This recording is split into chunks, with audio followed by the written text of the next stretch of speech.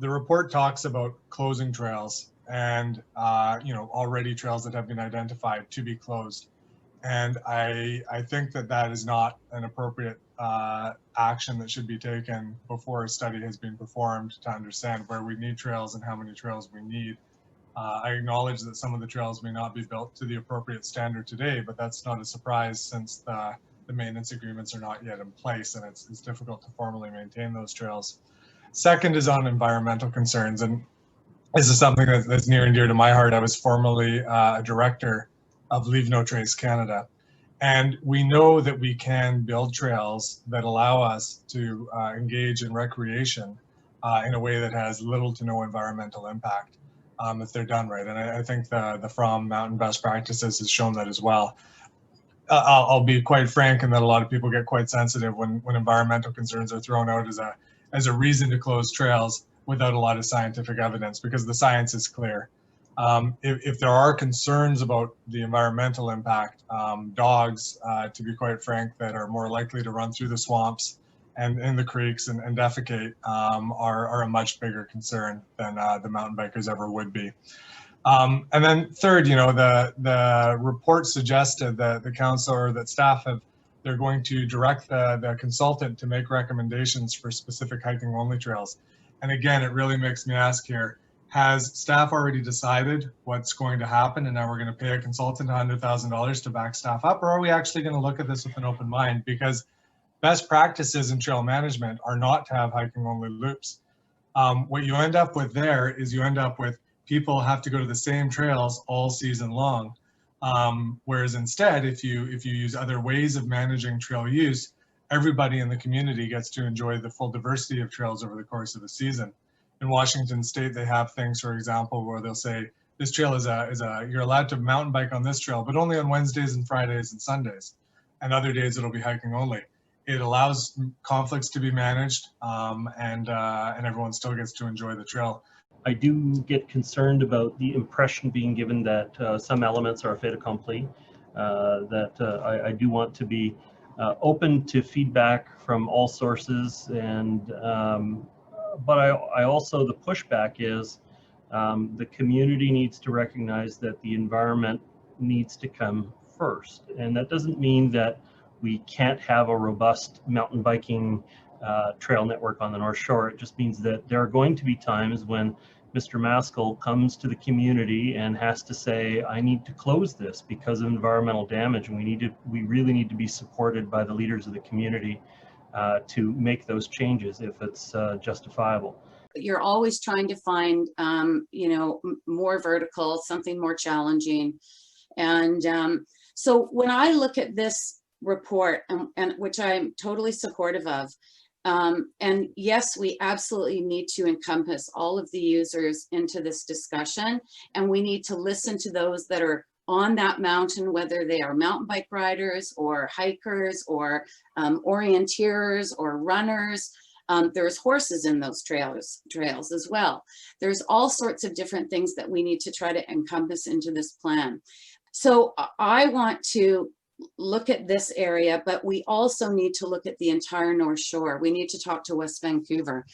We need to talk to the mountain operators and see what opportunities exist within those boundaries for opportunities for, mountain biking.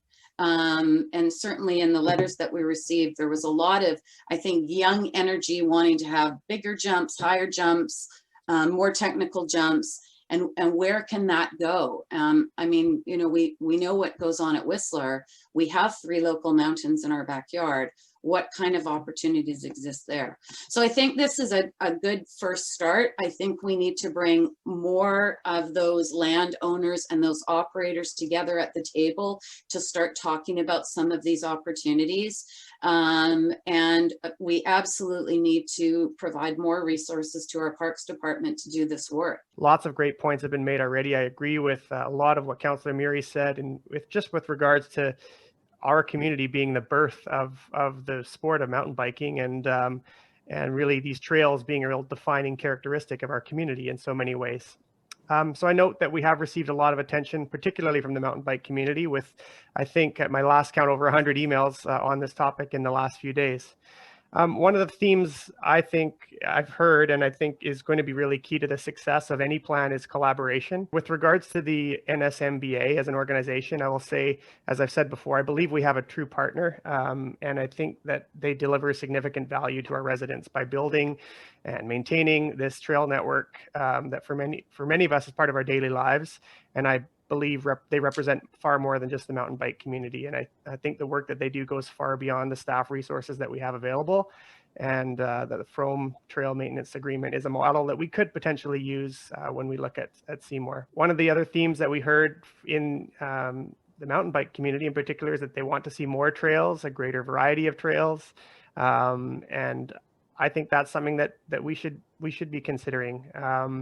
You know, if this is the birthplace of the sport in so many ways, we've done little, as been highlighted in a number of comments from people in the mountain bike community. We've done little in the way of building new trails in the last 20 or so years, and the sport has changed, the style of riding has changed, and we haven't necessarily evolved with it.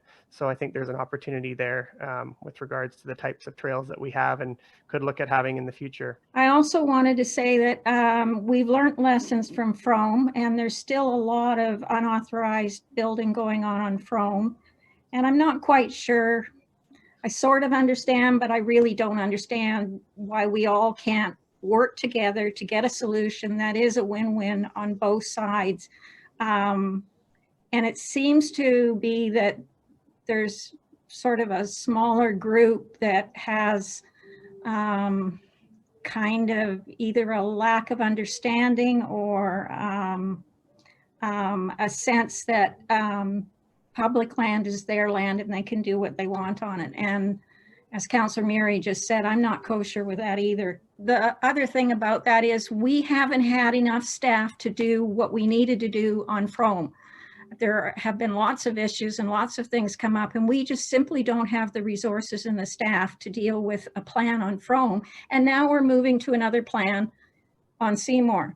So we really have to look at either getting enough staff, putting a proper budget behind it to be able to accomplish things, or we shouldn't try fooling ourselves that we are working this out, because we're not working it out. We need to come together and try and work it out so that there's no more of this malicious damage that's going on in the forest.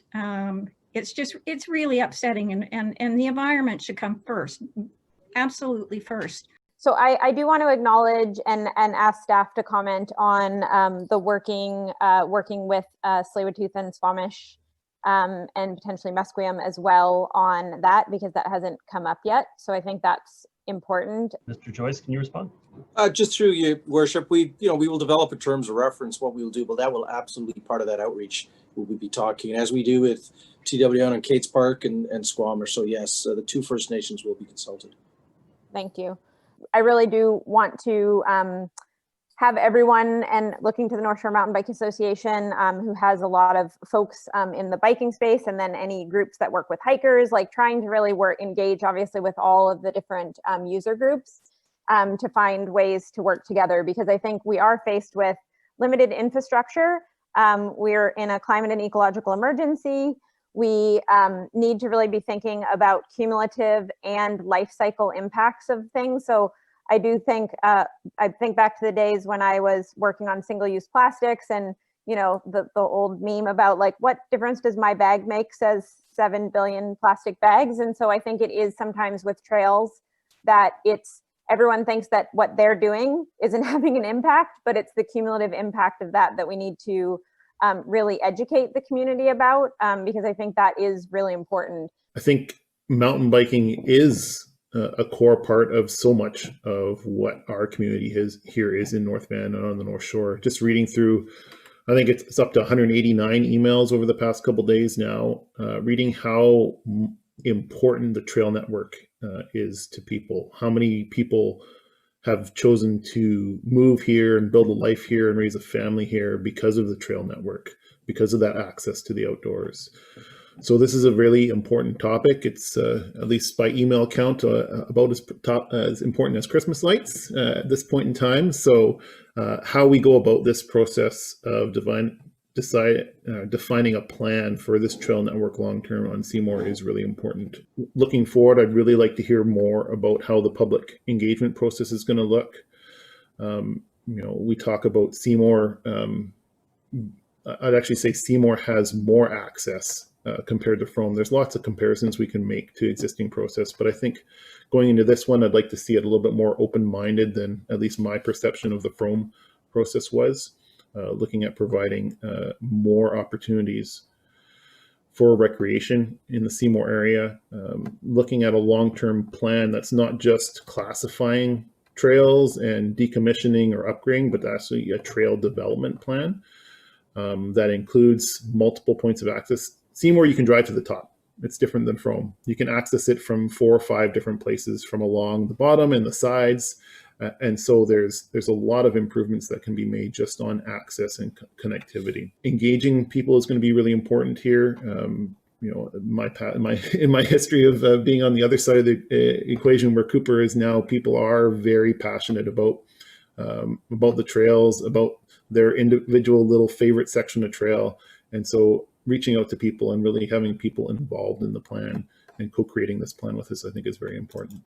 I did want to provide just a little bit of response to the volume of emails that we've received.